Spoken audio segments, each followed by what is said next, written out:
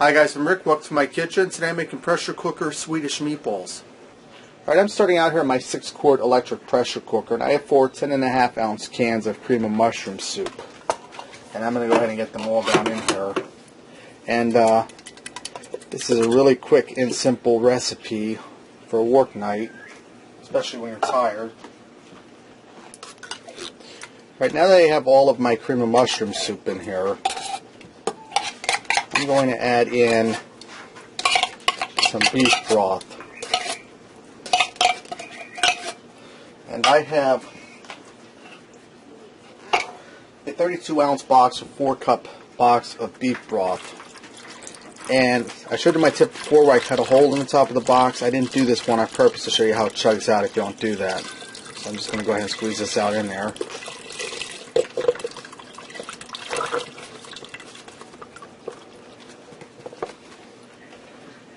Okay, now I'm going to add a pack of onion soup mix.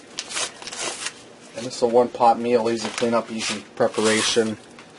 So it really makes it easy for you. Now I'm going to add in some Worcestershire sauce. I'm going to add in about 2 tablespoons.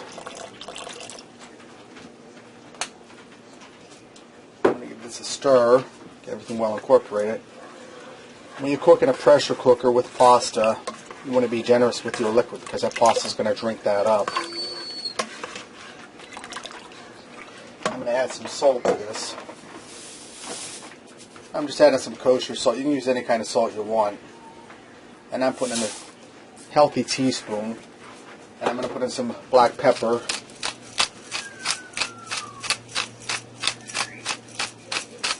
About a teaspoon of pepper. Now I'm going to add a can of milk in here. And I'm using whole milk. You could also use 2%. Or any type of milk you like. I like whole milk, so that's what we're using. So I'm going to add that in there. Stir this up. Alright, now I have a bag of frozen meatballs. This is 32 ounces.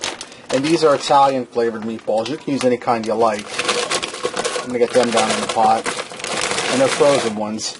And if you really feel ambitious, you can even make homemade meatballs.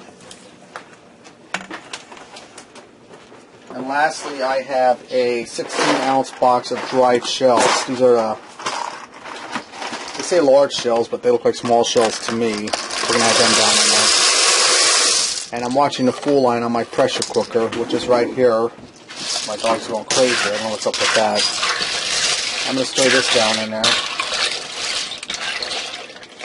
And like I said, this looks really soupy right now, but this will absorb this liquid as it cooks, and then I'll let it sit a little bit when it's done to absorb even more. I'm going to seal my lid on here, put it on airtight. Alright, this is done. My 10 minutes are up and I did a quick release enough to sit for a few minutes. Let's go ahead and fix up a plate and see what we got.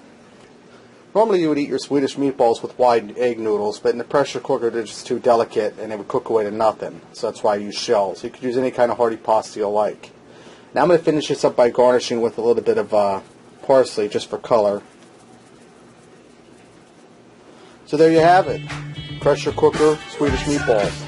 Give this a try. I think you'll like it. And until next time, I'll see ya.